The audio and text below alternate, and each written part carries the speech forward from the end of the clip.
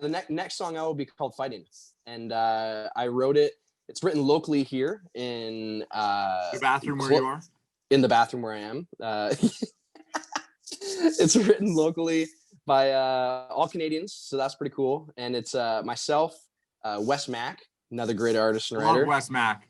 Dan Swinimer and Dave Faber, us four wrote this new one called Fightin'. And so yeah, we're excited to get that one out. And it's definitely a different feel than the first two have been. So this one's going to be... Is it a slower song? Is it a love song? What is it? It's more mid tempo, so it's not quite slow, but it's slower than the other ones. But it's more of this one's going to get you thinking, where this one, it's called Fighting, and you can kind of assume, you know, country song, maybe like bar fight or whatever. It's got this kind of like aggressive title, but the whole song was actually, when we were writing it, we were talking about how we were all kind of struggling with some stuff. And so the whole thing was, we wanted to write about, you know, from the posture of going like, I've got stuff, I've got demons under my bed and skeletons in my closet, like I got to deal with, that nobody sees. And so we kind of just started talking about it, and almost became like a therapy session, we call it. And so we ended up writing the song called Fighting, and it's all about fighting yourself to become a better man or become a better woman, whatever you are. Incredible. And so the whole thing, yeah, is just kind of being more introspective and being like, you know what, like I got things that I'm hiding, and I'm just kind of done with that, because you need people around you to, you know, once you expose the darkness with light, like it goes away, and other people can help you deal with that stuff. And so I'm a big believer in talking about mental health and being open and honest about mental health. I actually want to start a mental health podcast focused on country artists and how they deal with anxiety, depression, whatever you're dealing with. It's something I've had in the works for a while. I had my first grief therapy session in about a month to deal with what I'm dealing with. What is it that you were internally dealing with?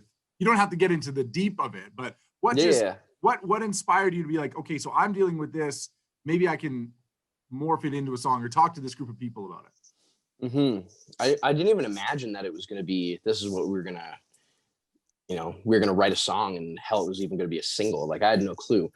But this song, it was more about, I was just making some dumb decisions. I was just kind of being a jackass sometimes. And not like I was being mean or a jerk, but it was just like I was not happy with decisions I was making, and I could see that things that I was doing was not fulfilling me. And it's just kind of like, I don't know, we're always trying to find things to fill that hole, and you know, we're always told that nothing does, and then we find out for ourselves that nothing does. And so the whole thing was like a big thing for me, and I really hope is portrayed as, and I think a lot of things, or this can be true for a lot of people, is like loneliness. So like loneliness can bring you to do a whole bunch of stupid things, but like you can be in a crowded room with, you know, surrounded by people, and you still feel like you're the only person, or the only person that understands you, or that sort of thing. And I'm a very social person, if you can't tell.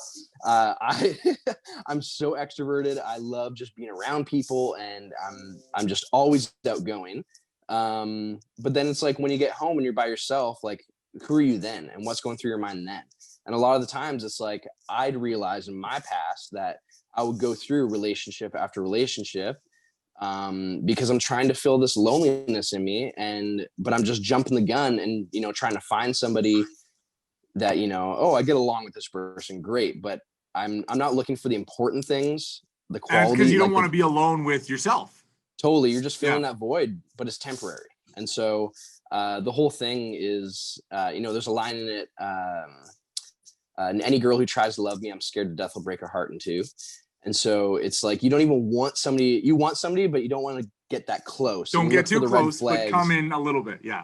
Totally. And so you chase after that fulfillment, and then you look for red flags to also push them away. And so it became such an unhealthy thing relationship wise for me that, you know, I just didn't even want to be involved in that. And it's just like, you know what, I got to focus on myself. And this time that we wrote the song, all of us were kind of dealing with some stuff. And then I started talking about it. We all start talking about it. And it's like, oh, wait, I'm not the only one that deals with that. Like, you deal with that too. Like, but you're married and you deal with loneliness. Yeah. What? That's crazy. Like all this stuff. And so it was so interesting just to be open and honest and real, and that's what the song is trying to promote.